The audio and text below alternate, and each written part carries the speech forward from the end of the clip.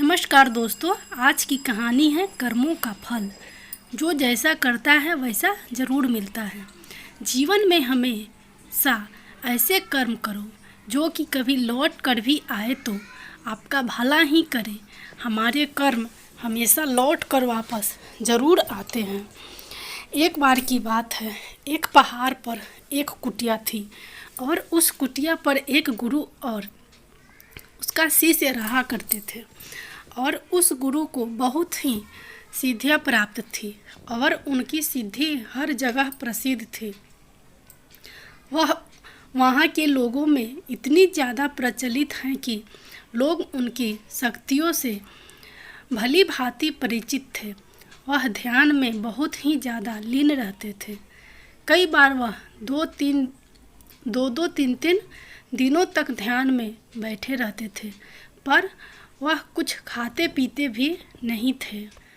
उनके ध्यान की शक्ति की खास बात यह थी कि वह ध्यान करते करते भविष्य देखने में समक्ष थे।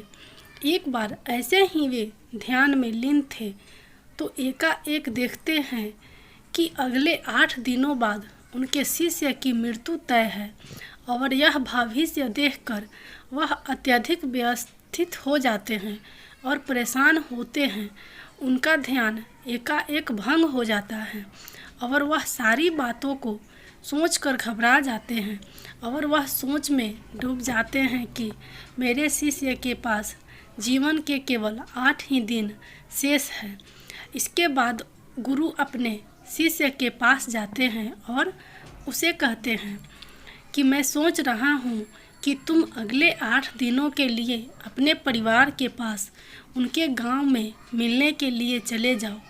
यह बातें सुनकर उनका शिष्य बहुत ज़्यादा खुश हो जाता है और वह अपने गुरु को कहता है कि गुरुजी, सच में मुझे भी बहुत दिनों से अपने परिवार वालों की याद आ रही थी।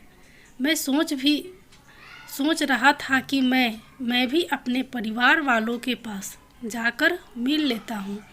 और वह अपने गुरु से आज्ञा लेते हुए पहाड़ी से नीचे की ओर चलना शुरू कर देता है। लेकिन वह इस बात पर ध्यान नहीं देता है कि उसके गुरु की आंखों में आंसू आए हुए होते हैं।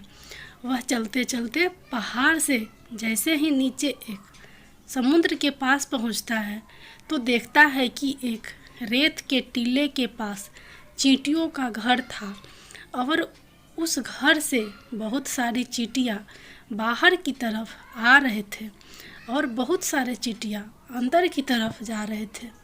चींटियाँ आपस में बार बार टकराकर अपनी दिशा खो देती थी और उसके बाद फिर से इधर उधर चलना शुरू कर देती थी। यह देखकर उस शिष्य को बहुत ज़्यादा आनंद आ रहा था।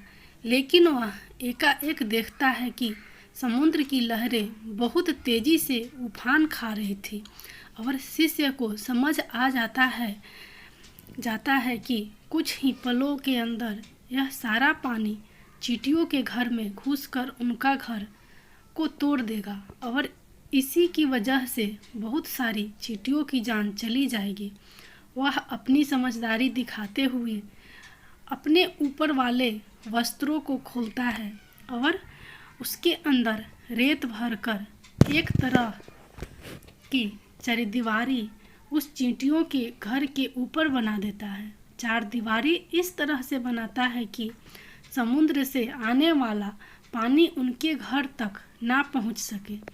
साथ ही साथ वह अपनी समझदारी दिखाते हुए एक तरह की नाली बनाता है, जिसकी वजह से वह समुद्र की तरफ से आने वाला पानी उस नाली में बहकर दोबारा समुद्र में जा सकता है।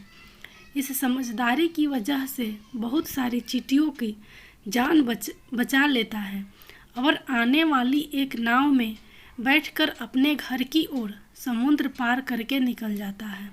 वह अपने परिवार के साथ आता है और उसे पता भी नहीं चलता कि वह कैसे समय गुजर जाता है। वह अपना सामान बांधकर सोचता है कि अगले दिन मैं अपने गुरु के पास वापस चला जाऊंगा। अगले ही दिन मैं सुबह सुबह वह अपने गुरु के पास जाने के लिए निकल जाता है। वहाँ उसके गुरु कुटिया में बहुत ही ज़्यादा दुखी होते हैं।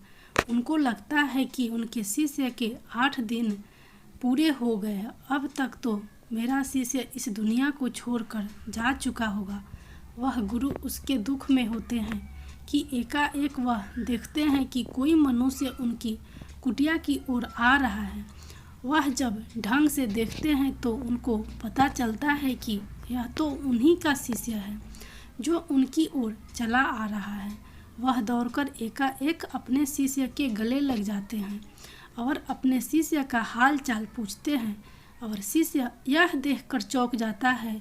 गुरु को समझ नहीं आता है कि कैसे उनका देखा हुआ भविष्य गलत हो गया।